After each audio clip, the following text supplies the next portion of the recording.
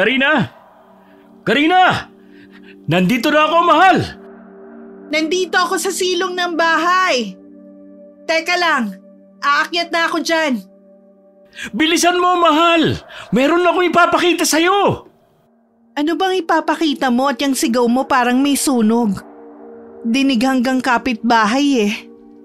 Pumunta ka na lang dito para makita mismo ng mga mata mo! Ano ba kasi? Ha? Romel? Kaninong sanggol yung dala mo? Mula ngayon, Karina, anak na natin ang sanggol na ito. Ha? Saan ba nanggaling ang sanggol na yan?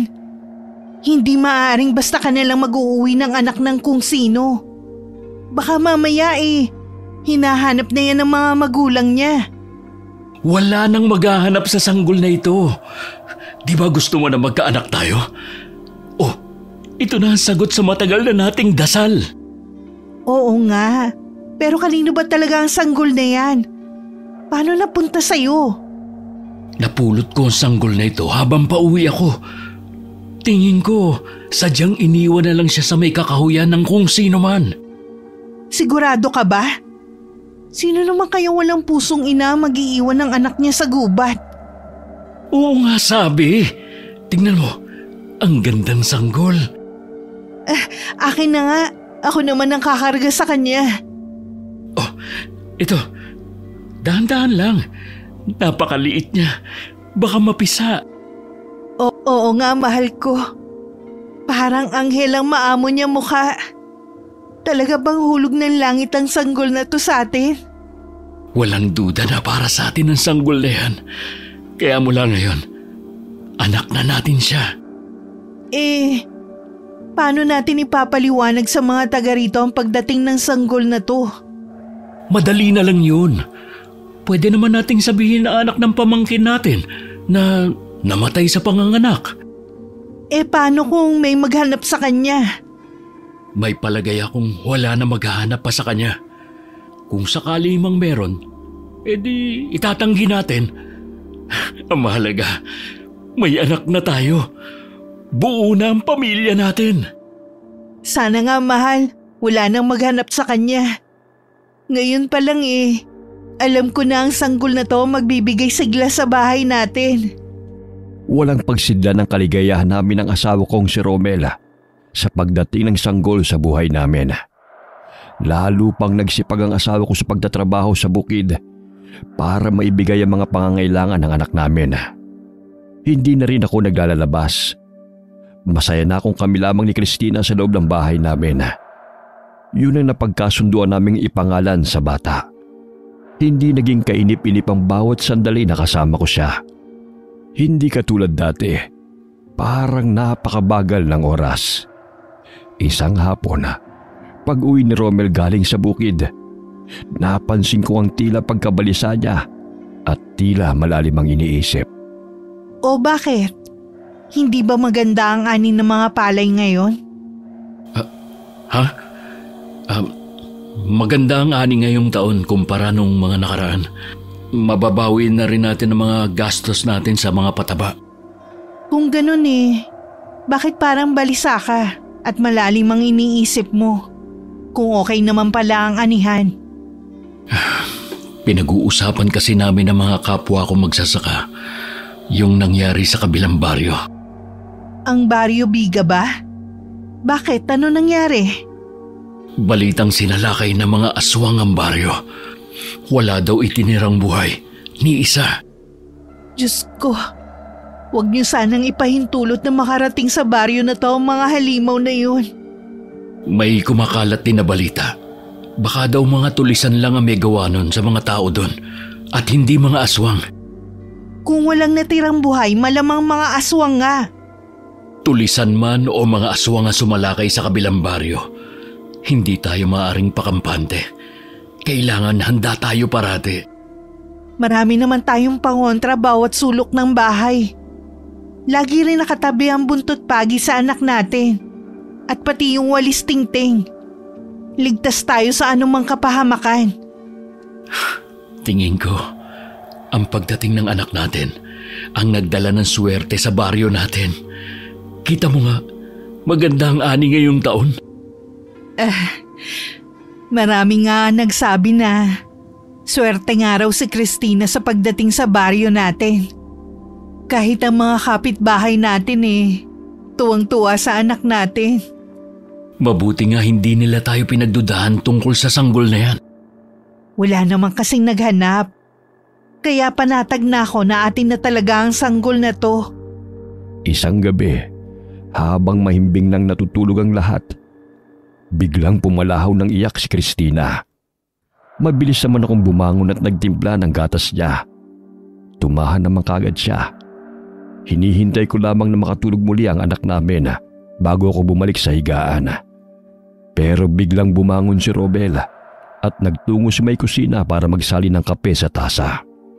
O bakit bumangon ka na agad? Maaga pa masyado. Hindi na ako makatulog. Ewan ko. May bumabagabag sa akin. Parehong-pareho talaga kayong mag-ama. Ngayon lang nangyari na pumalaho ng iyak tong anak natin. Tignan mo, ubos na ang gatas sa bote. Ayaw pa rin matulog. Siya nga anak, pareho tayo? Nakakapagtaka naman na biglang naging maalinsangan ng panahon. Hindi kaya uulan? Karina.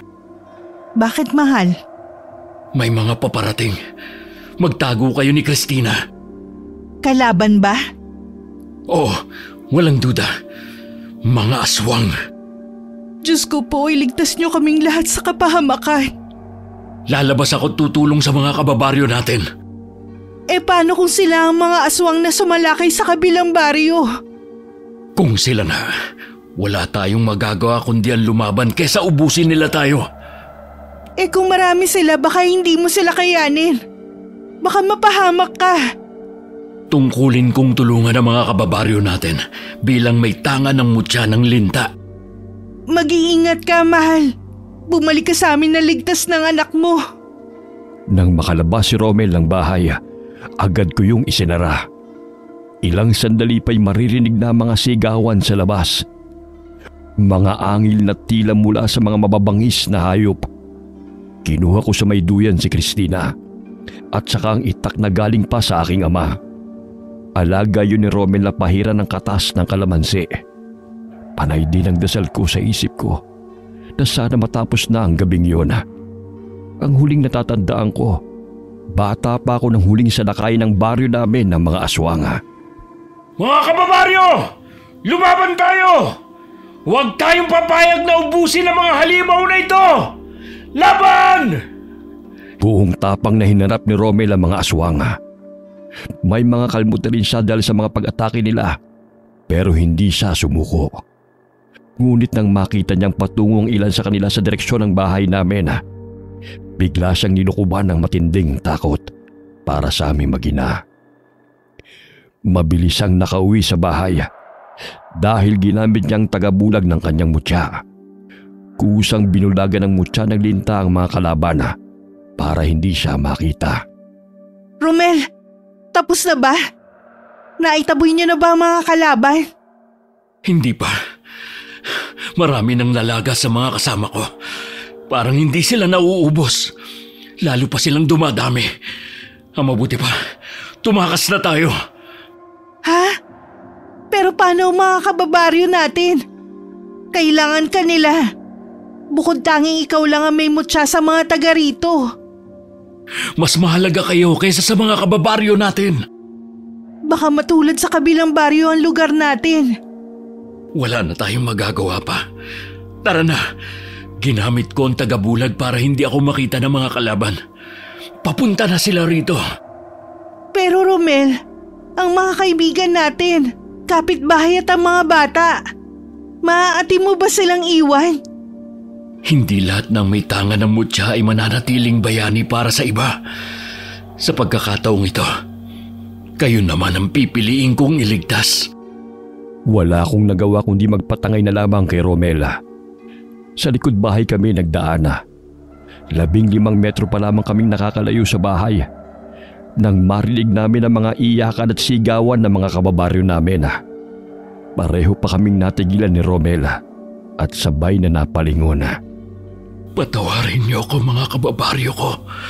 sa pagtalikod ko sa inyo. Batid ko na masakit din sa asawa kong talikuran ng mga kababaryo namin. Nang gabing yun, nilisan namin ang baryo na mabigat pareho ang dibdib. Hanggang makalayo kami, dinig pa rin namin ang nakakarinding sigawan at iyakan. Makalipas ang 20 taon, tila ang nangyari sa baryo namin ay parang kahapon lamang. Ay, ano ba yan, Romel? Lasing ka na naman. Sabi mo maghahatid ka lang ng mga kalakal sa kumpare mo. Pasensya ka na, mahal. Nakakaya naman kasing tanggihan yung kumpare ko eh. Minsan lang daw akong dumayo sa kanila. Ang sabihin mo, gusto mo rin talaga. Pagdating sa alak, hindi ka talaga makatanggi. Huwag ka nang magalit. Ito nga pala yung pinagbentahan ng kalakal natin. Walang bawas yan. Kailan ka ba titigil sa ginagawa mong pag-iinom? Kapag nagkasakit ka na ng malala? Pasensya ka na, mahal. Alam mo naman na ito lang ang paraan para makalimot ako. Matagal na ang pangyayaring yun. Kailan mo ba ibabaon sa limot ang lahat? Hanggang nabubuhay ako, hindi ko makakalimutan ang ginawa kong karuwagan sa ating kababaryo. Pero Romel, ay nakatulog na sa kalasingan. Mabuti na lang wala dito si Cristina. Dahil kung hindi, masesermonan ka na naman ng anak natin. Naiiling na lamang ako habang pinupunasan ko siya ng maligamgam na tubig. Sumasagi rin naman sa isip ko ang nangyari sa baryo namin. Noong gabing lumisan kami, napadpad kami sa baryo na ito. Mula noon, wala na kaming balita sa baryong pinanggalingan namin. Si Cristina, ang sanggulan na pulot ng asawa ko, kasalukuyang isang nakatira sa bayan at nag-aaral. Tuwing Biyernes ng gabi kong umuwi dito sa bahay ang anak namin. Nasa labasan na noon si Romel para sunduin si Cristina. Yun kasi ang araw ng pag-uwi ng anak namin. Nagluto rin ako ng paborito niyang ulam na bopis. Kahit mahal ang sangkap at karne, basta para sa anak namin, binibili namin. Maya-maya lamang, narinig ko na ang motor na gamit na pangsundo ng asawa ko. Mano po, Nay? Bakit ginabi yata kayo ng itay mo? May dinaanan pa po kasi ako. Ganun ba? Siguradong nagugutom ka na. Nagluto ako ng paborito mong bopis. Talaga, Nay? Mapaparami na naman ako ng kain nito.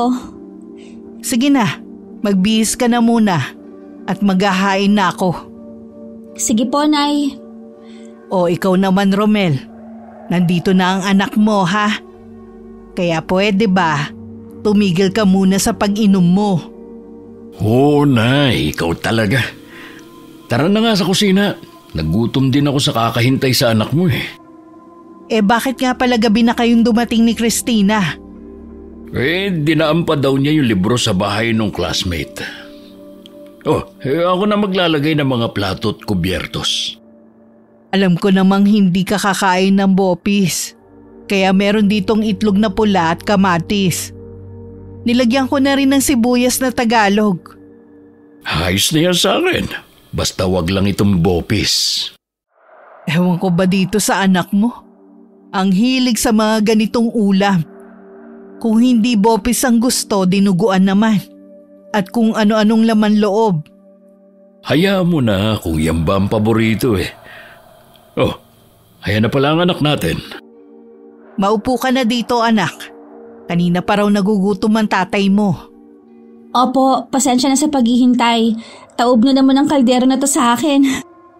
Hindi namin maiwasan na magkatinginan ni Romela sa sinabi na yun ng anak namin. Maliit at balingkinitan lamang ang katawan ni Cristina. Pero labis kong pinagtataka ng lakas niya ang kumain. Pero hindi naman tumataba. Wala din siyang hilig sa gulay, kundi puro karne lamang. Tuwing hinahainan ko siya ng gulay, lagi niyang sinasabi na nanghihina siya kapag yun ang ulam. Siya nga pala, Nay, Tay. May kumakalat na balita sa bayan na may aswang daw na gumagala sa mga baryo. Totoo po ba ang mga nilalang na yun? Huwag ka nga makinig sa mga ganyang usapin, anak. Kwentong kutsero lang yan. Pero Nay, mismong kaeskwela ko nagsasabi na may mga baryo daw noon na sinalakay ng mga aswang at walang itinira na buhay.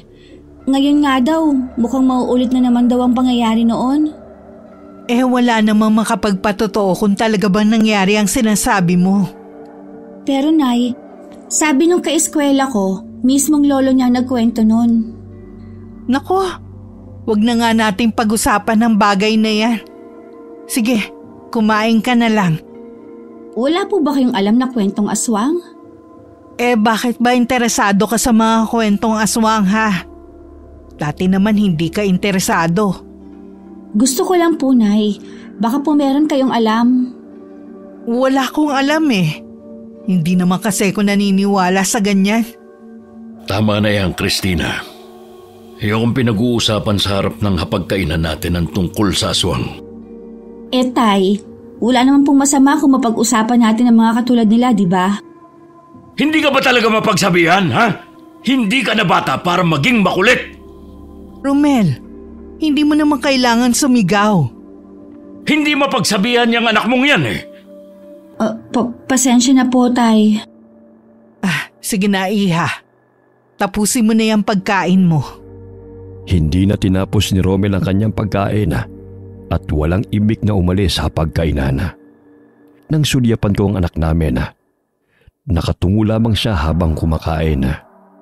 Nung gabing yun, nasa labas pa rin si Romel at nakatingin sa kawalan.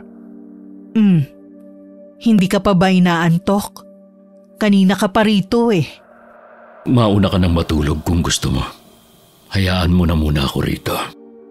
Yung nangyari nga pala kanina, hindi mo naman kailangan magtaas ng boses eh. Siguradong nagtataka na si Christina sa inasal mo. Pasensya na, Karina. Hindi ko napigilan ang sarili ko eh. Naiintindihan naman kita. Pero hindi ang anak natin. Ni minsan ba, hindi mo pinagsisihan na inampun natin si Christina? Hindi kahit kailan. Mula nang iuwi mo siya sa bahay noon, itinanim ko na sa isip ko na anak natin siya. Bakit ba sa loob ng maraming taon ngayon mo lang yan tinanong? Huwag mong sabihing nagsisisi ka na. Kahit kailan hindi. Siya ang nagbigay ng kulay sa pagsasama natin. Alam mo kung ano ang isinakripisyo ko para sa kanya. Tinalikuran ko mga kababaryo natin para sa kaligtasan ng anak natin. Alam ko naman yun. Kaya nga hanggang ngayon dala-dala mo pa rin ang bigat dyan sa dibdib mo. Iniisip ko ang sinabi ng anak natin kanina. Paano kung totoo yun? Noon pa alam na natin na totoo ang mga aswang. Hindi natin sila matatakasan. Pero pwede natin silang paghandaan. Oo, mahal. Sa pagkakataong ito, hindi na ako tatakas. Tandaan mo, lagi lang ako nandito sa tabi mo at karamay mo sa lahat ng oras. Salamat sa pagmamahal at pag-unawa mo. Mabuti pa pumasok na tayo. Kanina pa tayo kinakagat ng lamok Kinabukasan, maagang nagtungo sa gubat si Romel para mangahoy. Malapit na kasi ang tag-ulan, kaya nag-iipon na siya ng mga panggatong. Si Christina naman, kagigising lang ng mga sandaling yun. Kapag ganung walang pasok, hinahayaan ko lamang siya na matulog. O bakit gumising ka na agad? Hindi na po ako makatulog ulit Si tatay po. Maaga na nga hoy. Oo nga pala Iha. Pagpasensyahan mo na ang tatay mo kagabi ha. Hindi naman niya sinasadya na magtaas ng boses Hindi naman po ako galit kay tatay. Nagtaka lang po ako bakit ganun ang inasal niya kagabi. Ayaw lang niya sigurong pag-usapan ng tungkol sa mga nilalang na kung tawagin ay aswang. Ibig po bang sabihin, hindi rin kayo naniniwala? Mahirap kasing paniwalaan ang sabi-sabi ng mga tao. Wala naman kasi silang ebidensya Sa bagay nga po, Baka din panakot lang yun sa mga bata at sa mga mahilig gumala sa gabi. Ang mabuti pa, mag-almusal ka na. Nakahanda na sa mesa ang pagkain mo. Sige po, Nay. Bago mag-alas 11 naman ay dumating na si Romela. Nasilip ko sa maliit na bintana ng kusina ang ginagawa niyang pagsasalansan ng mga kahoy. Akma na sana siyang papasok sa loob ng bahay nang biglang dumating si Paring Puroy. Nag-uusap sila sandali bago umalis ang lalaki.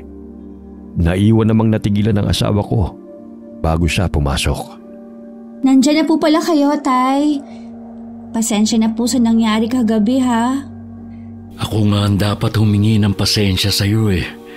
Pagpasensya mo na ang tatay ha. Ganito ata kapag nagkakaedad na. Hindi pa naman po kayo masyadong matanda. Pangako po, hindi ko na ulit babanggitin ang tungkol sa aswang.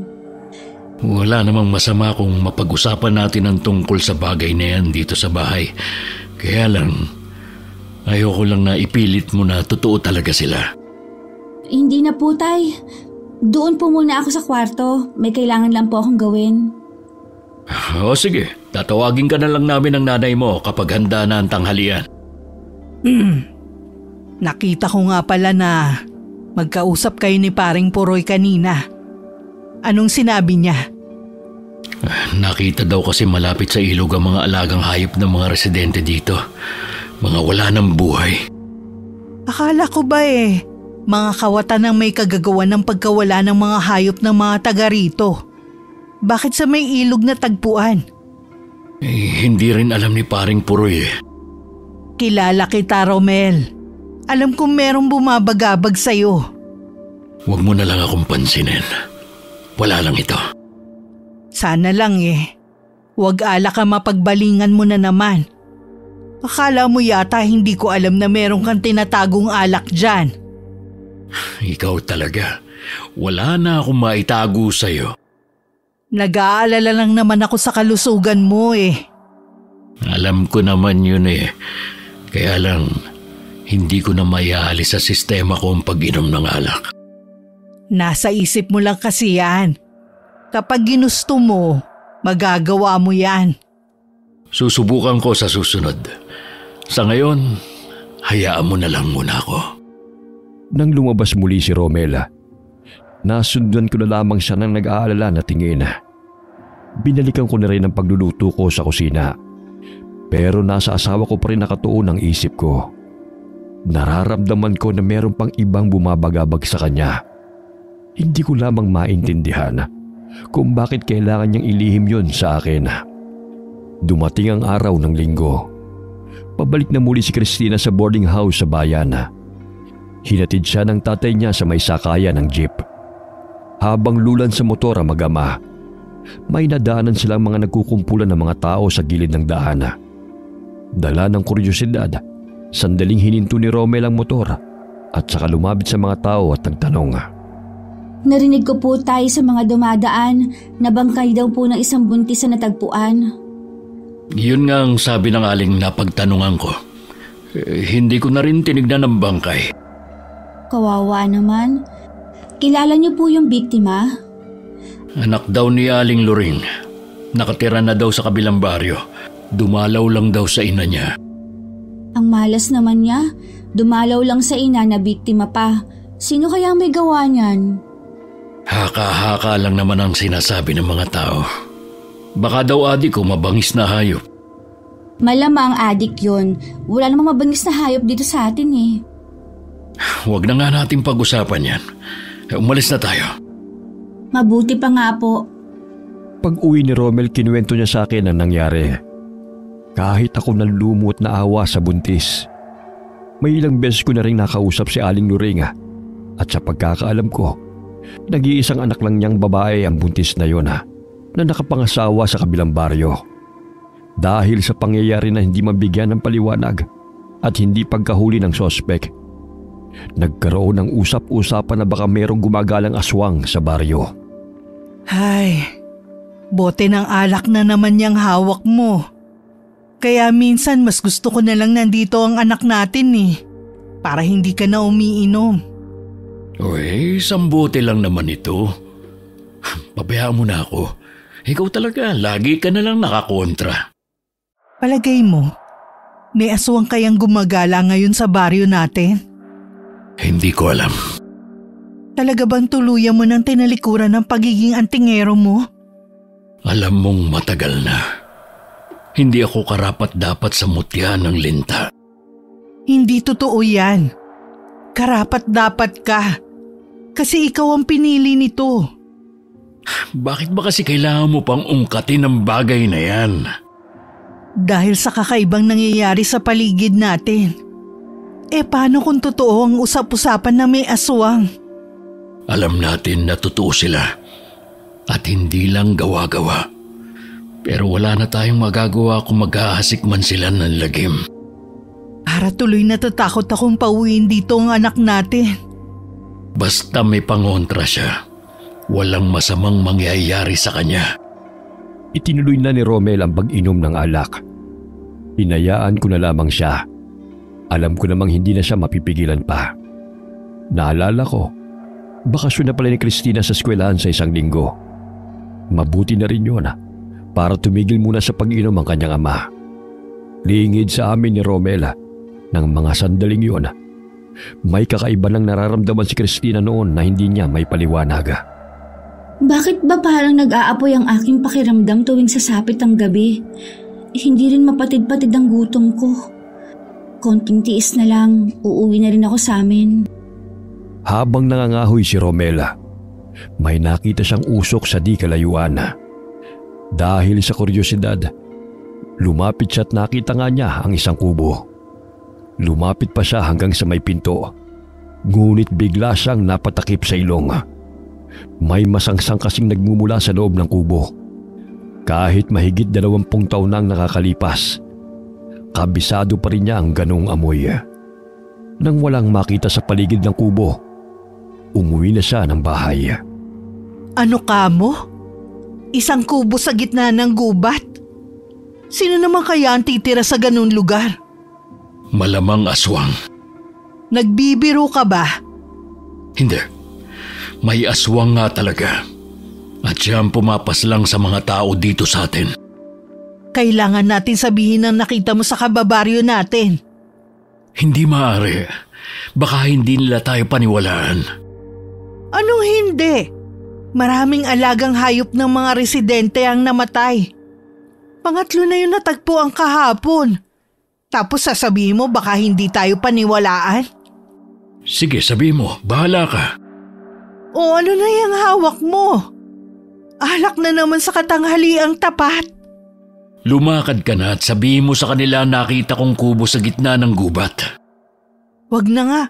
Baka nga hindi nila ako paniwalaan kapag sinabi kong ikaw ang nakakita. Kilala ka kasing lasinggero eh. Wala ka naman palang balar eh. Ang dami mo pang sinabi. Bahala ka na nga dyan. Naiinis na rin talaga ako sa'yo eh. Isang umaga, nagwawalis ako ng bakuran namin. Nasa loob naman ng bahay si Romela at dinadaing ang pagsakit ng kanyang tiyana. Hindi ko rin naman matiis na hindi siya asikasuhin kapag may nararamdaman. Bala ko sanang magsiga nang makitang isang lalaking naglalakad palapit. Napangiti na lamang ako nang makilala kong si Jopet pala yun. Jopet? Ikaw nga. Kailan ka pa dumating? Kahapon lang po. Kumusta po kayo, Aling Karina? Ayos lang naman. Bakit hindi mo kasama ang tatay mo? May pinuntahan po sila ni Nanay sa bayan eh. Si Mang Romel po at Christina. Nasa bayan pa si Christina. Sa makalawa pa ang uwi niya. Si Romel naman nasa loob. Masama ang pakiramdam. Ang tigas kasi ng ulo eh. Sige pa rin ang inom ng alak. Gusto ko po sana kayong makausap ni Mang Romel. Tungkol saan ba ang sasabihin mo? Magpapaalam po sana ako kung pwede manligaw kay Christina. Yun lang ba? Wala namang problema sa akin. Siguradong ganun din kay Romel. Kaya lang nag-aaral pa ang anak namin. Gusto kasi namin na makatapos muna siya. Handa naman po ako maghintay. Ayoko rin po na maging hadlang sa pangarap niya makatapos. Salamat naman at naiintindihan mo. Hindi ka naman namin pagbabawalan na umakyat ng ligaw kung sakali eh. Maraming salamat po sa inyo, Aling Karina. Ito nga po pala. Konting pasalubong ko para sa inyo. Naku, nag-abala ka pa. Pumasok ka muna at makapagkape. Hindi na po. Kailangan ko na rin po kasing umalis. May inuutos po kasi sa akin si Itay. Dumaan lang po talaga ako para masabing sadya ko. Babalik na lang po ako kapag nakauwi na si Christina. O sige. Salamat ulit sa pasalubong mo, ha? Tinanaw ko pa ang pag-alis ni Jopet. Halos 2 taon ding namalagi sa Maynila ang binata. Pagkatapos kasi ng pag-aaral, nakipagsapalaran kagad siya ng trabaho roon na. Swerte naman na natanggap siya sa pinapasukan na. Balita ko'y maganda ang trabahong napasukan nito at mataas din ang sahod. Tinapos ko na rin muna ang ginagawa ko bago ako pumasok sa loob ng bahay. Naabutan ko si Romel na nakaupo sa sala. Kumusta na ang pakiramdam mo? Ayos na. Hindi na masakit ang tiyan ko. Mabuti naman. Dahil kung hindi pa iigi ang lagay mo, dadalhin na kita sa manggagamot. Sino nga pala ang kausap mo kanina? Narinig ko kasi na may kausap ka. Si Jopet ang dumating kanina. Jopet? Yung anak ni Puroy? Di ba nasa Maynila siya? Kauuwi lang daw niya kahapon. Heto nga dinalhan niya tayo ng pasalubong. Napakabait at napakamaalalahanin pa. Yan lang ba ang sinadya niya? Oo. At saka nagpaalam na rin kung maaaring ligawan si Christina. Sabi ko lagi namang bukas ang pinto ng bahay natin para sa kanya. Sana hindi ka pumayag. Bakit naman hindi? Mabuti nga nagpaalam yung tao kaysa basta na lang pupunta rito. Ibig sabihin lang nun, malaki ang respeto niya sa atin. Hindi mo kasi ako naiintindihan. Hindi mo ba gusto si Jopet para sa anak natin? Wala akong tutol kay Jopet. Kaya lang baka maging hadlang si Jopet sa pag-aaral ng anak natin. Sabi naman niya handa siyang maghintay. Hindi yun ang dahilan. Ano pala? Bakit hindi mo sabihin? Ampun lang natin si Christina. Ano naman? Hindi naman siguro yun magiging isyo kay Jopet at sa pamilya niya. Hindi ko alam kung paano ito sasabihin. Na ano? Magtapat ka nga, Romel. Meron ka bang hindi sinasabi sa akin? May kinalaman ba kay Christina? Patawarin mo sana ako, mahal. Nagsinungaling ako sa'yo. Paano nagsinungaling? Hindi kita maintindihan. Hindi totoo na hindi ko alam kung sino mga magulang ni Christina. Ano? Ilang taon mo ding inilihim ang bagay na yan sa akin. Bakit? Ilang taon na nating hinahangad na magkaroon ng anak. Naisip ko kung sasabihin ko sa iyo kung saan ang galing si Christina, baka ipabalik mo o di kaya hindi tanggapin. Sabihin mo nga sa akin, sino ba ang mga magulang ni Christina? Anak ng aswang si Christina. Ha? Anak ng aswang ang inampun natin? Tama ba ang narinig ko? Malubha ang sugat ng kanyang ina noon. Hindi na rin magtatagal ang buhay niya. Kaya kinuha ko na ang sanggol. Sana hindi mo na lang inuwi ang sanggol na yon. Dahil sa kanya tinalikuran mo ang kababaryo natin. Tama lang palang habang buhay kang usigin ng konsensya mo. Dahil sa pagtalikod mo sa kanila. Matagal ko nang pinagsisihan ang bagay na yon. Sana binalikan ko na sila nang matiyak na ligtas na kayo.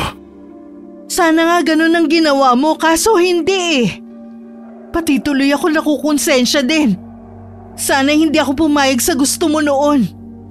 Kahit magsisihan pa tayo, hindi na natin maibabalik ang mga buhay na nawala.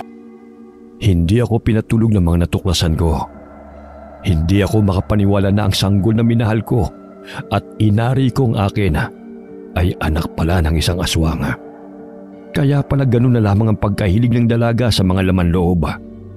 Hindi ko alam kung ano magiging reaksyon ko kapag umuwi siya ng bahay. Halo ang nararamdaman ko ng mga sandaling ito. Mamaya susunduin ko si Christina. Kaya na ba ng katawan mo magmaneho ng motor? Oo naman. Ang inaalala ko, ikaw, nagbago na ba ang pagtingin mo sa anak natin? Ang totoo niyan nabigla talaga ako. Pero kahit kailan hindi nabawasan ang pagmamahal ko sa kanya. Hindi ko nga lang alam kung anong magiging reaksyon ko kapag magkaharap na kami. Kung pareho pa rin ba? May isa pa tayong problema. Hindi ko alam kung kailan siya magiging ganap na aswang. Nasa hustong gulang na siya, Romel. Paano kung ganap na siyang aswang na hindi natin namamalayan? Alalahanin mo na malayo siya sa atin. Kailangan natin siyang ilayo bago pa siya makapanakit o di kaya siya ang masaktan. Tignan mo ang ginawa mong problema. Sana naisip mo ang bagay na to noon. Hindi man lang ba sumagi sa isip mo na baka kaya sinalakay ang baryo natin dahil sa sanggol na inuwi mo? Naisip ko rin ang bagay na yan. Baka maulit muli ang nangyari noon. Posible ang bagay na yun. Huwag naman sana. Dahil hindi ko na mapapatawad ang sarili ko. May palagay ako na habang kasama natin si Christina, lagi tayong susundan ng aswang. Matagal na tayong nakatira sa baryo na ito. Kahit kailan, wala pa tayong nakakaengkwentro ng mga aswang. Hihintayin pa ba natin na magsilabasan sila? Hindi naman sa ganon.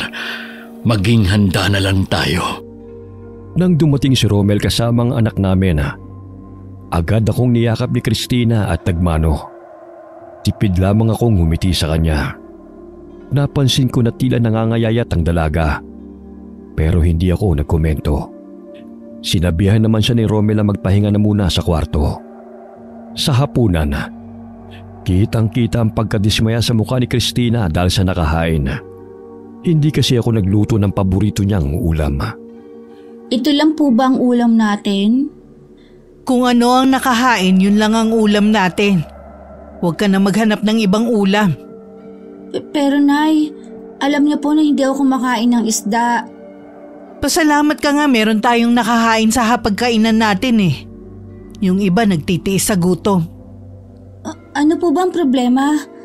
Wala na po ba tayong pambili ng ulam? Ay, sige na anak. Kainin mo na lang kung anong meron.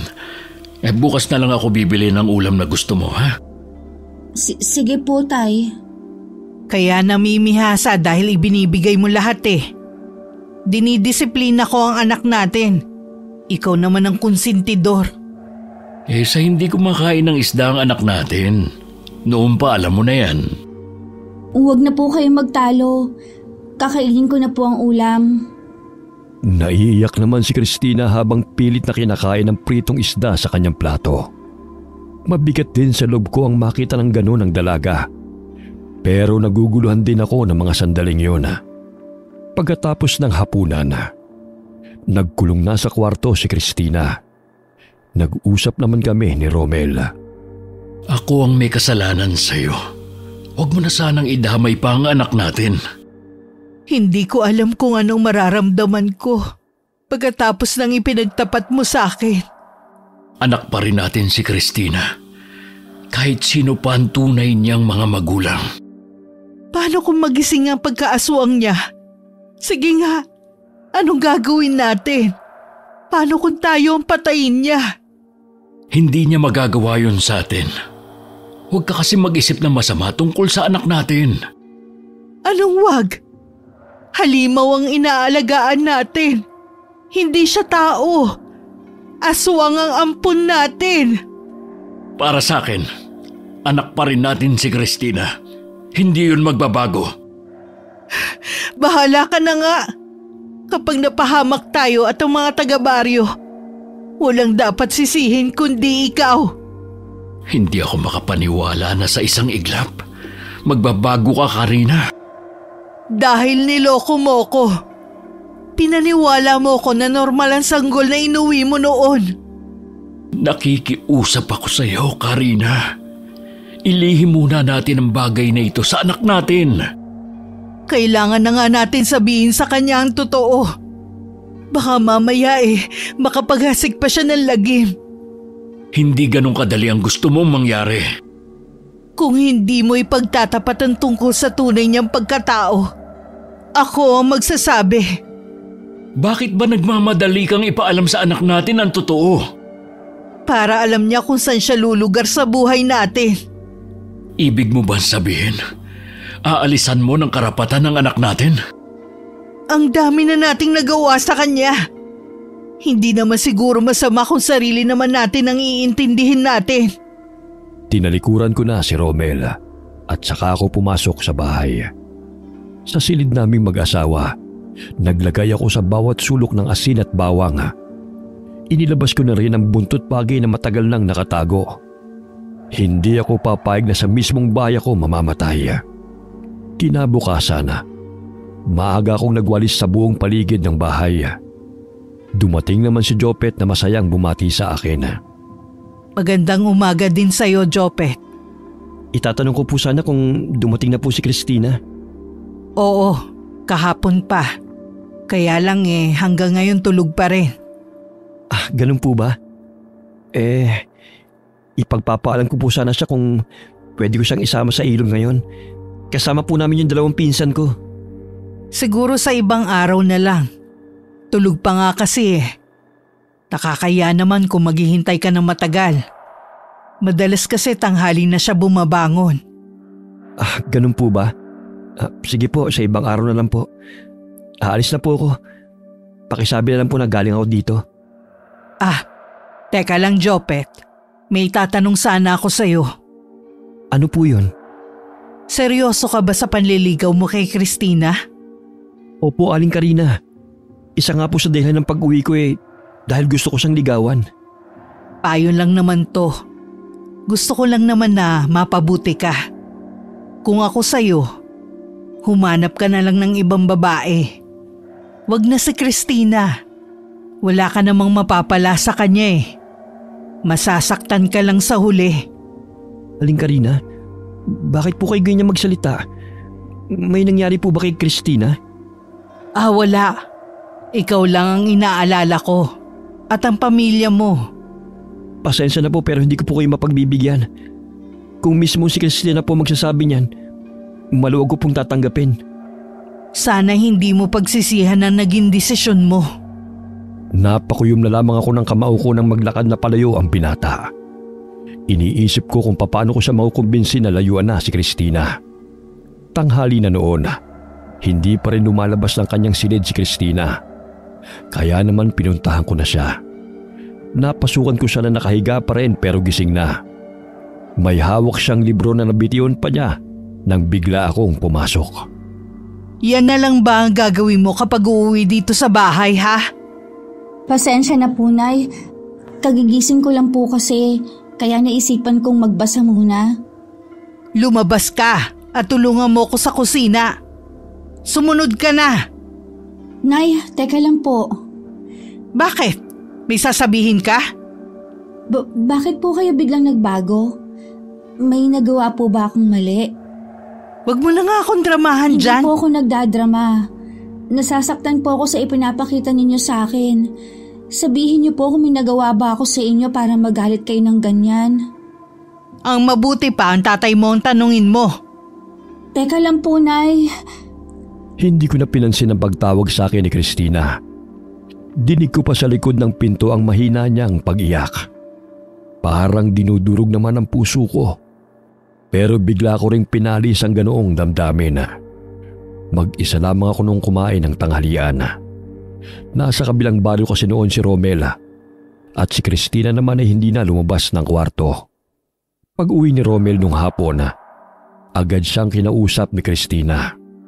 Pagpasensya mo na lang ang inay mo. Huwag kang mag-alala. Kakausapin ko siya. Sa inyo ko nga daw itanong ang dahilan kung bakit siya nagbago. Pakiusap, anak. Huwag mo muna akong tanungin sa ngayon. Hindi pa ito ang tamang oras.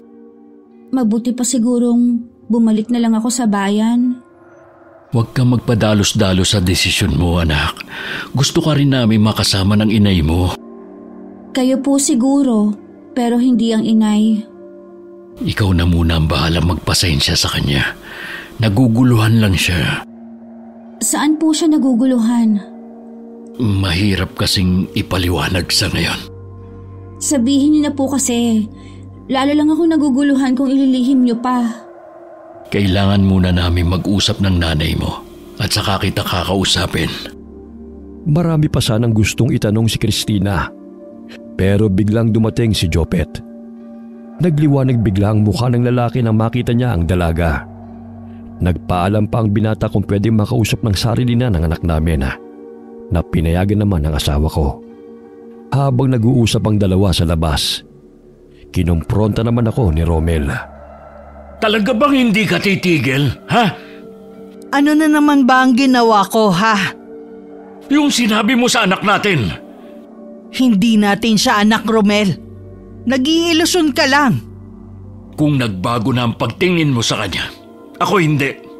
Habang buhay ko siyang ituturing na anak. Hibang ka na nga talaga. Nang dahil sa babaeng yan, nag-aaway tayo. Dahil sa'yo kaya tayo nagkakagulo sa bahay na ito. Kung hindi ka sana naglihim, hindi tayo aabot sa ganito. Kung magkakagulo lagi tayo, kailangan mo mamili sa amin ng ampon mo. Karina, talagang papipiliin mo pa ako? Oo. Kaya ngayon pa lang magdesisyon ka na. Wala akong pipiliin sa inyo. Pareho ko kayong mahal. Masaya naman tayo nun kahit walang anak. Kung bakit ba kasi inuwi mo siya? Huwag kang ang ipokrita.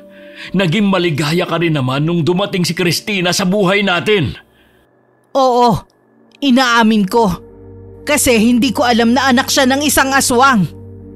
Hindi naman lahat ng aswang ay masama. Meron din namang mabubuti. Katulad ng anak natin. Napakabait at napakalambing. Kahit ano pang sabihin mo, mabigat na ang dugo ko sa kanya. Hindi na yung magbabago. Karina, mag-usap muna tayo. Huwag ka munang pumasok. Nasabi ko na lahat ang nasa kalooban ko. Bahala ka na kung anong gagawin mo. Hindi naman makahuma si Romel sa mga sinabi ko. Bago ako tumalikod papasok ng kwarto namin, sumulyap pa ako sa labas ng bintana kung nasaan sina Christina at Jopet. Kapwa nakatingin sila sa amin. Alam kong batid nilang nagtatalo kami ng asawa ko. Ngayon lang nangyari na nag-away ang mga magulang ko. Nararamdaman ko na ako ang dahilan ng pagtatalo nila. Napansin ko nga na parang may nagbago kay Aling Karina. Mula nang dumating ako, iba na ang pakitungo sa akin ng inay. Hindi ko alam kung may nagawa ba akong kasalanan. Pareho naman kasing ayaw nilang magsalita eh. Masyadong mainit ang ulo sa'yo ng inay mo. Bakit hindi mo muna subukan lumayo? Kahit pansamantala lang. Naisip ko na nga na bumalik na lang ng boarding house. Doon ko na lang palilipasin ang bakasyon. Mabuti pa nga. Doon na lang kita dadalawin. Malapit pa tayo sa mga pasyalan. Bukas na bukas din, magpapaalam na ako sa mga magulang ko. Kung hindi ka mayahatid ng tatay mo, ako na lang maghahatid sa'yo. Sasabihan na lang kita kapag nakausap ko na sila. Nung gabi ring yun, nagpaalam na sa amin si Christina. Babalik na raw siya sa boarding house sa bayan. Pareho kaming hindi nakaimik na mag-asawa. Habang nakahiga na kaming lahat, nakarinig kami ng malakas na pagaspas ng pakpak. Alam kong pareho kami nagpapakiramdaman ni Romel. Hindi rin naman nagtagal ang narinig namin. Lumayo na rin yon sa bahay. Kinabukasan, maaga akong gumising. Gising na rin noon si Romel. Ilang sandali pa lumabas na si Christina sa kwarto. Nakabihis na at dala na ang mga gamit. Saan sa tingin mo ikaw pupunta? Babalik na po ako, Nay, sa bayan. Hindi pa kami pumapayag ng tatay mo na umalis ka. Payagan niyo na po ako, Nay, Tay. Kaysa naman po nag-aaway kayo ng dahil sa akin. Hindi ka na babalik sa boarding house at hindi ka na rin mag-aaral. Ho? Bakit naman po, Nay? Wala na kaming pampaaral sa'yo. Nay, wag naman po. Gusto ko pong mag-aral. Alam niyo pong pangarap ko makapagtapos. Anong gusto mo? Magpakakuba ang itay mo sa pagkayod para lang makapag-aral ka? Baka bago mo pa mahawakan ng diploma mo Pantay na ang 2 paa ng tatay mo. Magtatrabaho po ako habang nag-aaral. Huwag niyo lang po akong patigilin. Hindi ka ba talaga nakakaintindi? Hindi ka na mag-aaral. Kung magtatrabaho ka man para tumulong sa gastusin dito sa bahay, hindi para pang tustos sa pag-aaral mo. Christina! Hayaan mo siya, Romel. Huwag mo siyang susuyuin. Buo na ang pasya ko. Hindi na siya mag-aaral. Sa tagal ng pagsasama natin, ngayon ko lang nakita ang totoo mong ugali. Bakit ba lagi na lang ako ang lumalabas na masama sa'yo, ha? Ikaw naman talaga Bakit kailangan mong baguhin ang trato mo kay Christina? Alam mo ang dahilan ko. Pwes, hindi ka tanggap-tanggap ang dahilan mo. Romel, saan ka pupunta? Bumalik ka rito. Lahat na lang tinatalikuran ako. Mula nang malaman ko ang totoong pagkatao ng ampo namin, tilang masayang pamilya na binuo namin ay naglaho ng parang bula. Mahal ko naman ang mag-ama ko, pero natatalo ko ng takot at pangamba sa pwedeng mangyari sa mga susunod na araw. Kahit ilang beses na nagmakaawa sa akin si Christina, hindi ko pa rin siya pinagbigyan sa gusto niya. Madalas lamang siyang nagkukulong sa kwarto niya. Alam ko na masama ang loob niya sa akin. Huwag kang magmukmuk dyan sa kwarto. Tumulong ka naman sa gawaing bahay. Opo, Nay. Bukas po ako na lang ang maglalaban ng mga damit natin. Mabuti naman kung ganon. Ilang araw na rin kasing sumasakit ang likod ko. Gusto niyo po bang hilutin ko kayo mamaya bago matulog? Sige nga, baka sakaling mawala ang pananakit. Sige po. Nay! Sino po yung matandang nakatingin dito? Aba, hindi ko kilala. Ngayon ko lang siya nakita. Hindi po kaya dayo lang siya dito sa baryo natin? Malamang. Ang mabuti pa, magsara na tayo ng pinto at bintana. Hindi ko alam kung anong oras na naman darating ang tatay mo. Baka umiinom na naman yun. Sige po, Nay. Ako na lang po ang bahala sa may kusina. Hindi mawala-wala sa isip ko ang itsura ng matandang babae. Natitiyak kong hindi siya taga rito. Bigla akong kinutuban ng masama. Naglagay ako ng mga bawang sa lahat ng bintana. Nagsaboy din ako ng mga asin sa sahig hanggang sa mga kwarto. Nagtataka naman ang tingin sa akin ni Christina. Nay, para saan po ang bawang at asin? Ha? Pantaboy sa mga aswang. Aswang? Akala ko po ba hindi kayo naniniwala sa kanila? Ay, nagsinungaling kami ng itay mo sa'yo. Naalala mo yung sinabi mo dati? Tungkol sa baryo na sinalakay ng mga aswang noon at walang itinira. Isa ang baryo namin sa sinalakay noon. Pero sabi niyo walang nakaligtas. Paano kayo nakatakas? Dating antingero ang ama mo. Kaya madali tayong nakatakas noon. Sanggol ka pa lang kaya hindi mo alam. Sa palagay niyo po, merong aswang sa paligid? Yung matandang babae kanina. Hindi maganda ang kutob ko sa kanya. Nay, ano pong gagawin natin? Paano kung tama po ang kutob ninyo tapos pasukin tayo dito? Huwag ka matakot, Iha. Hindi siya basta-basta makakapasok dito. Maraming pangontrang nakapalibot sa buong bahay. Sana dumating na si tatay. Mas kaya niyang lumaban kumpara sa atin. Ewan ko ba dyan sa tatay mo? Kung kailan kailangan natin siya, hindi naman umuwi rito. Ano po kaya ang pinagkakaabalahan ng itay at malimit siyang umalis? Hindi ko alam sa tatay mo. Hindi naman siya kasi nagsasabi sa akin eh. Lingid pala sa aming kaalaman. Nasa gitna ng gubat sina Romel at paring Puroy. Noon pa kasi nila pinaghihinala na aswang ang nakatira sa kubo na yon. Ngunit wala silang nadatna ni bakas ng aswang. Wala silang kaalam-alam na ang hinahanap nila ay kasalukuyang nasa bubungan ng bahay namin. May tao po yata sa taas ng bubungan. May naglalakad po. Hindi yun tao. Huwag kang lalayo sa tabi ko. Opo, Nay. Kung sino ka mang nasa taas ng bubungan ng bahay namin, mas makakabuti kung aalis ka na. Hindi ka sasantuhin ng hawak kong buntot page. Huwag mo akong susubukan, animal ka! Nay, sa may bintana. Parang gusto na niyang tanggalin ang pagkakakabit ng bintana. Subukan mo lang talagang pumasok. Dito na kita sa loob ng bahay tatapusin. Di po ba madalas buntis sa binibiktima ng mga aswang? Oo, pero hindi sa lahat ng pagkakataon. Nay, ayan na naman siya. Napayakap na lamang sa akin si Christina dahil sa matinding takot. Nang marinig namin ang nakakakilabot na ungol na nagmumula sa nilalang sa labas. Nangangatog na rin ako sa matinding takot. Pilit ko lamang nilalabanan ang nararamdaman ko. Umakbang ako palapit sa may pinto. Nang maalala ko na wala nga pala yung pangontra. Kinuha ko ang garapo ng asin at sinabuyan yon. Maririnig sa labas ang ungol ng aswang na tila nasaktan. Makalipas lamang ang ilang oras, tumahimik na rin ang paligid. Nagkatinginan na lamang kami pagkatapos. Tumahimik na po, Nay. Umalis na po ata ang aswang. Sana nga umalis na siya. Nay! May kumakatok! Huwag mo munang bubuksan. Karina! Christina! Buksan niyo ang pinto! Ang itay! Teka, huwag mo muna... Itay! Bakit ngayon lang kayo? Pasensya na, anak.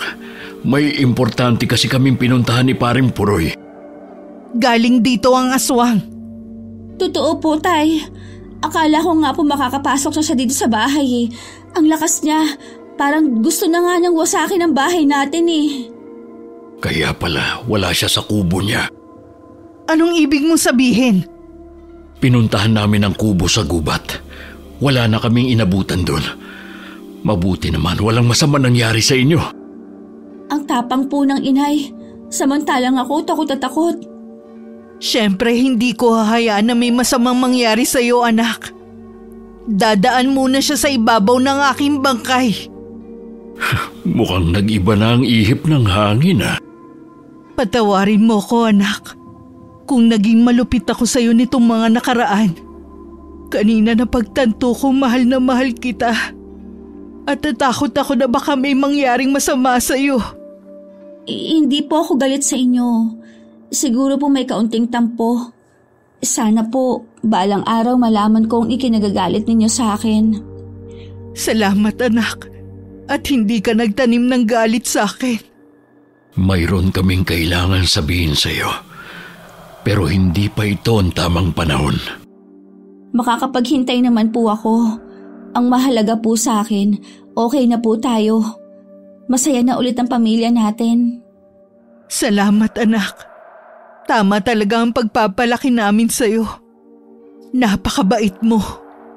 Para akong nabunutan ng tinik pagkatapos ng gabing yun. Bumalik na rin sa dati ang relasyon naming mag-ina. Walang pag-aalinlangan na tinanggap ko na si Christina bilang anak ko. Kahit na may dugo pa siyang aswang. Mas matimbang pala ang pagmamahal ko sa kanya at ilang taong pag-aalaga kesa malaman ang lihim ng pagkatao niya. Sabi ng nakausap kong albularyo, hanggat hindi na ipapasa ang perlas na itim, hindi magiging ganap na aswang si Christina. Sa palagay mo kaya yung matandang aswang na yun may kaugnayan sa anak natin? Posible. Maaaring natuntun niya ang kinaroroonan ng anak natin. Kailangan nating protektahan si Christina. Hindi dapat makalapit ang matandang yun sa kanya.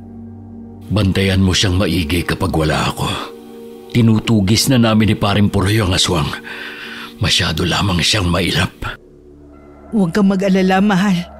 Ako ang bahala sa anak natin. Kapag nawala na ang aswang na yon, matatahimik na uli ang buhay natin. Sana nga, mahal. Nakakaawa rin kasi ang mga biktima niya. Sa kabila ng lahat, may ilan pa rin hindi naniniwala sa aswang. Hindi naman kasi lahat nakakita na. Kaya mahirap sa kanila ang basta maniwala. May punto ka. Kaya nga hindi kami makapagsama ng maraming tao ni Paring Puroy. Iniiwasan din kasi namin na mas lalong matakot ang mga tao. Hindi biro ang kalaban ninyo. Mag-iingat ka lagi sa mga lakad niyo ni Paring Puroy. Oo naman. Para sa inyo ng anak natin. Naging abala si Romel sa pagtugi sa aswanga na hinihinala naming may kaugnayan kay Christina. Hindi ko rin naman hinihiwalayan ang tingin ng dalaga. Tinitiyak ko na kahit nasa bakuran lamang siya, ay naroon din ako. Nang araw na yun, bumisita si Jopet. Masaya akong malaman na okay na kayo ng nanay mo. Sinabi ba ng mga magulang mong dahilan kung bakit biglang nag-iba ang pakikitungo sa'yo ng nanay mo noong mga nakaraan? Sa tamang panahon daw nila sasabihin eh. Hindi ka na mapapatigil sa pag-aaral niyan. Hindi na siguro, pero naiisip ko na tumigil na nga lang sa pag-aaral. Nakukonsensya kasi akong naghihirap ang itay habang nag-aaral ako. Tungkulin ng mga magulang na pag-aralin ka, kaya hindi mo kailangan makonsensya. Bahala na. Ayoko munang pag-usapan yan. Sa bagay, matagal pa naman ang pasukan nyo. Sana yung idinudulog ko sa yung pag-iibig. Sana may sagot na bago pa ako bumalik ulit ng Maynila. Ayaw naman kitang paasahin. Hindi kasi yan ang prioridad ko sa ngayon. Handa naman ako maghintay kahit gaano katagal. 2 taon pa bago ako magtapos. Baka mainip ka. Ang tunay na nagmamahal, wala sa bukabularyo ang pagkainip. Malalaman natin kung mapapanindigan mong sinasabi mong yan. Mangako ka rin na hindi ka tatanggap na manliligaw habang nagtatrabaho ko sa Maynila. Kahit ang tumingin, hindi ko gagawin. Salamat. Alam ko na may pag-asa ako sa iyo. Hindi ko maiwasan na mapangiti habang pinagmamasdan ng dalawa sa labas ng bahay. Naalala ko kasi nung panahon na nanliligaw sa akin si Romela. Ilang gabi na rin na hindi kami ginagambala ng aswang. Kaya kahit papano'y naging panatag ako. Pinapayagan ko na rin lumabas ng bahay si Christina. Basta wag lamang siyang lalayo. Nang araw na yon, nagpaalam si Christina na may bibilhin lamang sa may tindahan. Medyo may kalayuan din yon sa bahay. Pabalik na siya nang may makasalubong siyang matandang babae na nakatakip ang mukha. Natumba yun at inilalayan ng dalaga. Ayos lang po ba kayo, Lola? Ito na po ang tungkod ninyo. Salamat, Iha. Napakabait mo naman. Saan po ba kayo pupunta? Pauwi na sana ako sa bahay. Saan po ba ang bahay niyo? Ihahatid ko na po kayo. Sa loob ng gubat ang bahay ko. Sa gubat ang bahay ninyo? Oo, Iha. Pwede mo ba akong samahan? Meron din kasi akong kailangang sabihin sa iyo. Sino po ba kayo? Hindi mo ba ako nakikilala?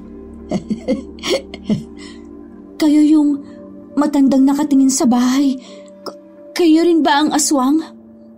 Ako, ang lola mo, Iha. Kailangan ko nang maisalin sa iyo ang perlas na itim. Kaya sumama ka sa akin. Hindi ko po kayo maintindihan.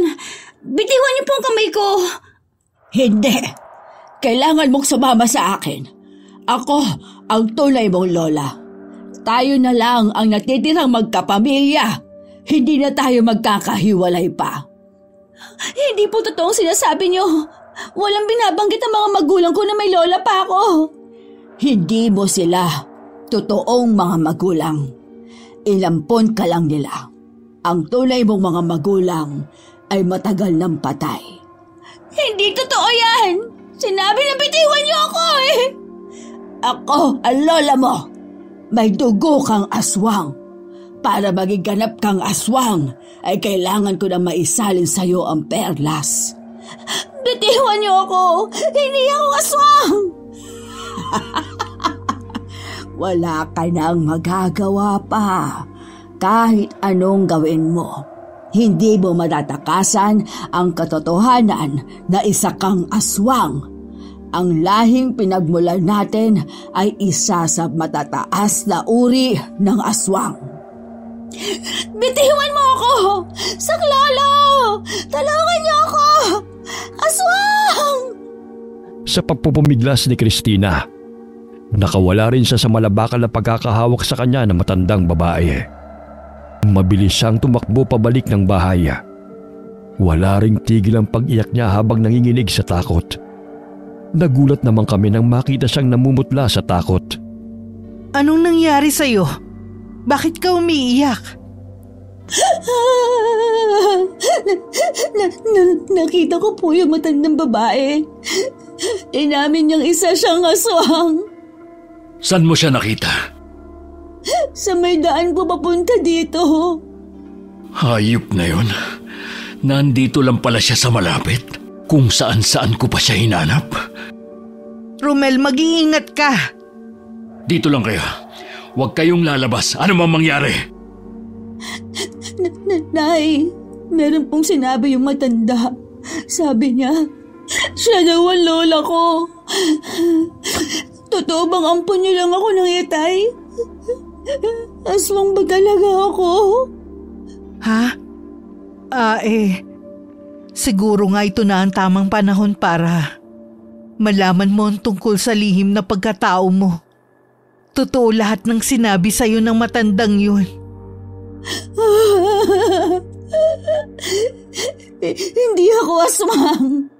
Ayoko maging aswang. Kahit ano ka pa, mahal na mahal ka namin ng tatay mo. Mahal ko rin po kayo ng itay. Pero gusto ko malaman ang lahat ng tungkol sa pagkatao ko. Naabutan kami sa ganoong ayos ni Romela. Napakuyom na lamang ang kamao niya. May hinala na rin siya na alam na ng anak namin ang tungkol sa tunay niyang pagkatao. Tumahan na rin sa pag-iyak si Christina. Tahimik siyang nakaupo sa isang tabi. Noon pa man, alam ko nang anak ka ng aswang. Pero sa kabila noon, minahal ka namin na parang tunay na anak. Yun naman ang mahalaga. Isa pa rin po akong aswang. Baka pagdating ng araw, masaktan ko kayo. Mabuti pa siguro magpakalayo-layo na lang ako. Hindi mo kailangang gawin yan. Kung talagang may kakayanan kang saktan kami, sana noon pa. Oo nga naman, Iha. Tama ang itay mo. Huwag mong gagawin ng lumayo at iwan kami. Kayo din po kasi ang iniisip ko eh. Kami rin, anak. Mag-aalala rin kami sa'yo. Kung inaalala mo lang na baka maging ganap kang aswang, huwag mong isipin yon. Hanggat hindi na ipapasa sa iyo ang perlas na itim, magiging ordinaryo ka pa ring tao. Normal kang makakapamuhay. Kaya pala, pilit akong isinasama ng matandang lalaki. Ipapasa na raw niya ang perlas sa akin. Mabuti na lang nakawala ako sa kanya. Dadaan muna siya sa ilalim ng bangkay ko bago niya yun magawa. Natatakot po ako. Kahit matanda na siya, napakalakas pa rin niya. Parang bakal ang mga kamay niya kanina. Tiyak na babalik siya rito. Yun ang kailangan natin paghandaan. Hindi ka niya titigilan.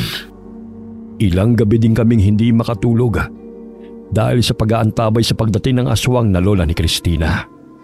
Wala rin kaming nababalitaan na bagong biktima. Ilang beses ding pinuntahan ni Romel ang kubo sa gubat. Pero hindi niya naaabutan ang matanda roon. May palagay siyang umuwi pa rin ang matandang babae sa kubo. Hindi lamang sila magkapanagpo. Napakalakas talaga ng pang-amoy ng aswang na yon. Hindi nga siya pangkaraniwan lang. Kung gumagana pa sana ang mutya ng linta, mas madali sana sa akin ang pagpuksa sa halimaw na yon. Bigong umuwi ang asawa ko sa bahay namin. Napagbalingan na naman tuloy niya ang pag-inom ng alak. Kahit pinipigilan na siya ng anak namin, ay itinuloy pa rin niya. Kailangan raw niya yon para hindi niya maramdaman ang pagkabigo. Wala man lang akong magawa para sa anak natin. Hanggang ngayon, hindi ko pa rin napapatay ang aswang na yun. Marami ka na nagawa para kay Christina. Pasasaan ba't mahuhuli rin natin ang aswang na yun? Kailangan ko ang tulong ng mutya. Pero kagaya ng pagtalikod ko sa kababaryo natin noon, tinalikuran na rin niya ako. Paano magkakaroon ulit ng bisa ang mutya mo? Puro alak ang inaatupag mo. Hindi mo man lang orasyonan. Wala na akong magagawa pa kung ayaw na niya maging isa kami. Lasing ka na. Mabuti pa magpahinga ka na muna sa kwarto natin. Iha, ikuha mo muna ako ng palangganitang may maligamgam na tubig. Sige po, Nay. Kukuha na ako ngayon. Ay nako, ikaw talagang lalaki ka. Hindi na nga kaya ng katawan mo ang alak, sige ka pa rin. Heto na po, Nay. Salamat, Iha. Ay! Ano yun? Parang may sangang nahulog sa bubungan natin. Imposible. Malayo ang puno natin sa bubungan. Masama ang kutob ko. Naamoy ko siya. Nandito ang halimaw na yon. Saan ka pupunta? Dito lang kayo. Lalabas ako. Mag-iingat ka, mahal. Parang sasabog ang dibdib ko habang nakasilip sa maliit na butas ng dingding ng bahay. Nasa tabi ko naman si Christina. Nadama ko ang matinding takot. Sabay pa kaming napapatili ng anak ko tuwing masusugatan si Romel ng matalim na kuko ng kalaban. Hindi ko akalain ang dating antingero na kaharap ko noon sa isang maliit na baryo ay isa na lamang lampang manginginom. Kasama ka sa mga sumalakay sa baryo namin noon. Oo, halos mga bata at sanggol ang naging pagkain ko ng gabing yon. Walang kasing linamnam ang kanilang laman at dugo. Ang sama mo, hayop ka! Hindi mo ko kaya. Lalo na ngayon na wala ka ng mutya. Pahihirapan muna kita bago ko dukutin ang puso mo. Tsaka ko isusunod ang pinakamamahal mong asawa. Huwag mong idamay ang asawa ko! Tayo magtuos! Kung hindi ko siya isusunod sa'yo, magiging hadlang din siya sa akin para makuha ko ang apo ko. Hindi mo makukuha ang anak ko! Pareho na kaming umiiyak ni Christina sa nakikitang paghihirap ng asawa ko sa kamay ng matandang aswang. Akma na sanang lalabas ang anak namin nang pigilan ko siya. Mariin pa akong umiiling-iling. Hindi ko po kayang tiisin yung nakikitang nahihirapan ng Itay. Sasama na lang po ako kay Lola. Pero anak, mahal na mahal ko po kayo. Ingatan niyo po ang sarili niyo palagi, ha? Christina! Wag! Lola! Apo ko! Mabuti naman kung saan ka na lumabas sa bahay na yan. Salamat naman at hindi mo na ako pinahirapan pa. Sasama na ako sa'yo. Huwag mo lang sasaktan ng mga kinikilala kong mga magulang. Wag, anak! Huwag ka sumama sa kanya! Mas gugustuhin ko pa mamatay na lang. Makinig ka sa akin, anak! Huwag kang sasama! Huwag, Tay. Kailangan ka pa ng inay. Alagaan niyo po siya. Mahal na mahal ko po kayo. Tama na ang drama. Halika na po. Hindi ka nabibilang sa kanila. Kaya dapat lang na sa akin ka sumama. Christina! Bumalik ka, anak! Huwag kang sasama sa kanya! Walang nagawa ang anak namin ang akay na siya paalis ng kanyang lola. Namimilipit naman sa sakit si Romela. Napilit tumatayo para pigilan ang pag-alis ng dalawa. Pero makailang ulit din siyang bumagsak sa lupa. Tsaka naman ako lumabas ng bahay at nilapitan si Romela. Kapwa kami umiiyak habang nakatingin sa madilim na bahagi kung saan naglaho ang maglola. Ang anak natin, Karina. Tinangay ng aswang na yun. Patawad, hindi ko siya napigilang lumabas. Awang-awa na kasi siya sa kalagayan mo. Kailangan ko silang sundan. Baka kung anong gawin niya sa anak natin. Hindi mo kakayanin dahil sa mga sugat mo. Huwag mo sayangin ang pagsasakripisyo ng anak natin kung sa huli. Mapapahamak ka rin. Hahanapin ko sila kahit anong mangyari. Oo, hahanapin natin sila kapag magaling ka na. Pumasok na tayo sa loob. Gagamutin muna kita. Napakiusapan ko rin si Romel na pumasok na kami sa loob ng bahay.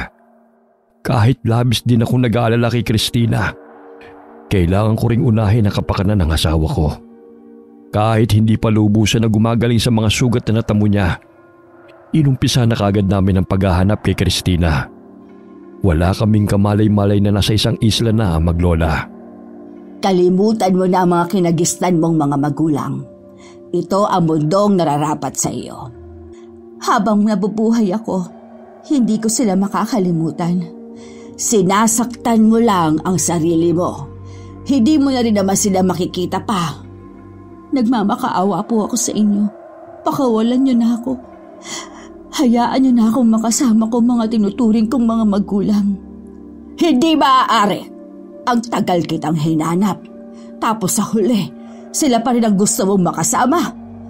Dahil sila ang tunay na nagmamahal sa akin.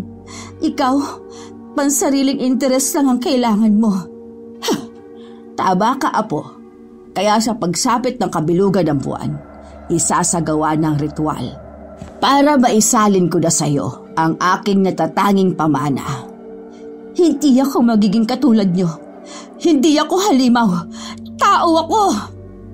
Oras na makatikim ka na ng sariwang dugo at laman ng tao, masasabi mong yun na pala ang pinakamasarap na putahe na natikman mo.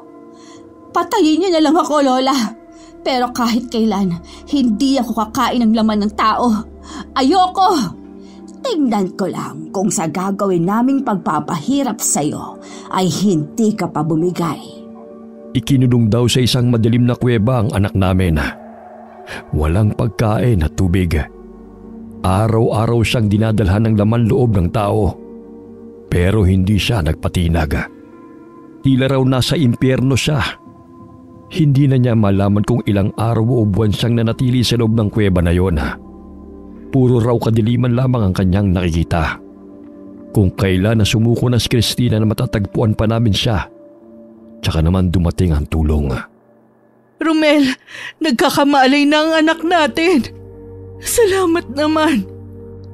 Nay, Tay, totoo bang nasa harapan ko kayo? Hindi ba ako nananaginip lang? Oo anak, kami nga to. Salamat sa Diyos nagising ka na rin. Kung alam mo lang ang pag-aalala namin sa'yo, sana hindi kami nahuli sa pagliligtas sa'yo. Sabi ko na nga ba darating kayo para iligtas ako? Anak, habang nandun ka ba? Kumain ka ng karne ng tao? Hindi po, Nay. Sinabi ko po kay Lola na mas nanaisin ko mamatay na lang kaysa maging tulad nila. Salamat naman kung ganun. Ligtas ka pa rin. Patay na po ba si Lola? Isa siya sa mga nakatakas, pero hindi na rin siya magtatagal. Mamamatay siyang hindi na ipamamana ang perla sa'yo. May bahagi ko ang nalulungkot dahil lola ko siya. May bahagi din na nagsasaya dahil nawala na mga katulad nila. Hindi sila tuluyang nawala. Pero kahit papano, nabawasan sila. Katunayan lang na hindi sila magwawagi sa mga tao. Siguradong magtatago na ang mga natira sa kanila, sa mga isla at mga gubat. Isang linggo pa ang lumipas bago nabawi ng anak namin ang kanyang lakas. Bumalik na rin sa dati ang katahimikan ng baryo namin. Sino ang mag-aakala na may mga alagad pa ng dilim ang kasalukuyang nabubuhay kasama nating mga tao? Bagamat marami pa rin ang hindi naniniwala sa aswang, sa aming mga nakakita at nakaranas, isa yung pambihirang karanasan na habang buhay naming maaalala. Wakas.